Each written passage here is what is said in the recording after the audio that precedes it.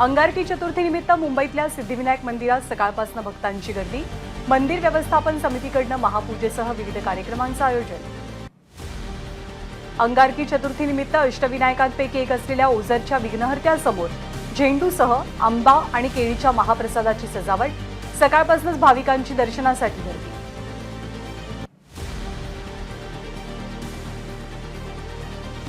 अंगारकी चतुर्थी निमित्त पुण्यातल्या श्रीमंत दगडूशेठ मंदिरात भाविकांची मोठी गर्दी।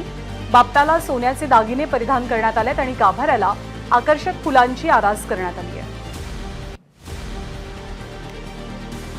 अंगारकी निमित्त गणपतीपुळ्यामध्ये आलेल्या भाविकांना मोफत प्रसादाचं वाटप सुरू। त्यामुळे दर्शनानंतर प्रसाद वाटपाच्या ठिकाणी भक्तांची गर्दी। अंगारकी चतुर्थी निमित्त बाप्पाचं दर्शन घेतल्यावर भाविकांची पावलं समुद्रकिनारी। मात्र समुद्राला उधाण आल्यामुळे पाण्यात जाऊ नका, एबीपी माझाचं भाविकांना आवाहन। देशामध्ये सध्या डाळींचा माफक साठा शिल्लक, त्यात पावसानं ओढ दिल्यामुळे नवीन पेरण्या खोळंबल्यात आणि गव्हासोबतच डाळी सुद्धा महागण्याची शक्यता आहे। बीडीडी चाळीच्या पुनर्विकासाचं काम युद्धपातळीवर, 2 इमारतींचं काम अंतिम टप्प्यात असल्यानं 550 कुटुंबियांना डिसेंबर महिन्यापर्यंत नवीन घराची चावी मिळेल। राज्यातील सरकारी कर्मचाऱ्यांना 1 मार्चपासून सुधारित पेन्शन लागू होणार, राज्याचे मुख्य सचिव नितीन करीर यांची माहिती। मंत्रालय ते स्वारगेट अशा अटल सेतू मार्गे धावणाऱ्या एसटीच्या शिवनेरी बसला उत्तम प्रतिसाद। प्रवासाचा वेळ वाचत असल्यामुळे मंत्रालयात काम करणाऱ्यांची शिवनेरीला मोठी पसंती। आषाढी यात्रेसाठी गोपाळपूर परिसरात दर्शन रांगेसाठी 13 पत्राशेड उभारण्याचं काम अंतिम टप्प्यात। या पत्राशेडमध्ये यंदा भाविकांसाठी चहा नाश्त्यासह जेवणाची सोय। विरुद्ध दिशेनं वाहन चालवणाऱ्यांच्या विरोधात पोलिसांकडून विशेष मोहीम। यामध्ये 732 गुन्हे दाखल। वाहतूक नियमांचं पालन करावं, पोलिसांचं आवाहन। कोल्हापूरमधले रिक्षाचालक आज 1 दिवसाच्या संपावर।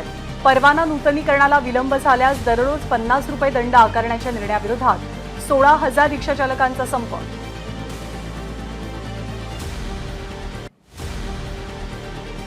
मुंबईला पाणी पुरवठा करणाऱ्या धरणक्षेत्रामध्ये पावसाची दमदार हजेरी। पाणीसाठ्यामध्ये 2.5 ते 3,000 दशलक्ष लिटर्सना वाढ। पावसाचा जोर कायम राहिल्यास पाणी संकट टळणार।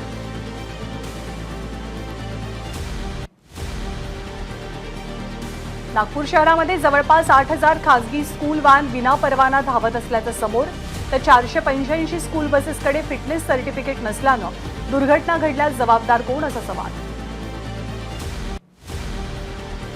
लोकसभेच्या अधिवेशनानंतर शरद पवार महाराष्ट्राचा दौरा करणार। राज्यातल्या प्रत्येक विधानसभा मतदारसंघात पोहोचण्याचा शरद पवारांचा प्रयत्न असेल अशी माहिती। राष्ट्रवादीतले आमदार आमच्यासोबत येण्यासाठी इच्छुक, मात्र अर्थसंकल्पीय अधिवेशनात निधी वाटप पूर्ण झाल्यावरती येऊ असं आमदारांकडून आश्वासन। शरद पवारांची माहिती। विधानसभेच्या निवडणुकीत राष्ट्रवादी शरदचंद्र पवार पक्ष नवीन चेहऱ्यांना संधी देणार। एबीपी माझाला शरद पवारांची माहिती। तर अजित पवारांसोबत गेलेल्या सर्वच आमदारांना प्रवेशबंदी असं नाही, पवारांकडून स्पष्ट।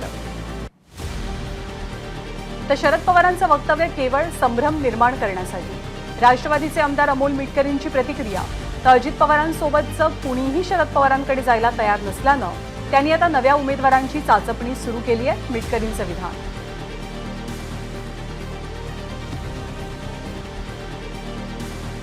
मुख्यमंत्र्यांनी भंडाऱ्यात केलेल्या विकास कामांच्या भूमिपूजनाचं भाजप नेत्यांना आमंत्रण नव्हतं, माजी खासदार सुनील मेंढेंचा आरोप। भंडाऱ्यामध्ये मुख्यमंत्र्यांच्या हस्ते झालेल्या विकास कामांच्या भूमिपूजनाचं निमंत्रण नसल्यामुळे राष्ट्रवादीत नाराजी। जिल्हाध्यक्षांनी उघडपणे नाराजी व्यक्त केली। गोंदियाचे नवनिर्वाचित खासदार प्रशांत पडोळेंबाबत काँग्रेस कार्यकर्त्यांमध्ये नाराजी। पहिल्याच दौऱ्यात कार्यकर्त्यांना विश्वासात न घेतल्यानं नाराजीचा सूर। संसदेच्या अधिवेशनाचा आजचा दुसरा दिवस। आज महाराष्ट्र, उत्तर प्रदेश आणि पश्चिम बंगालसह 15 राज्य आणि केंद्रशासित प्रदेशातील 278 खासदार शपथ घेतील।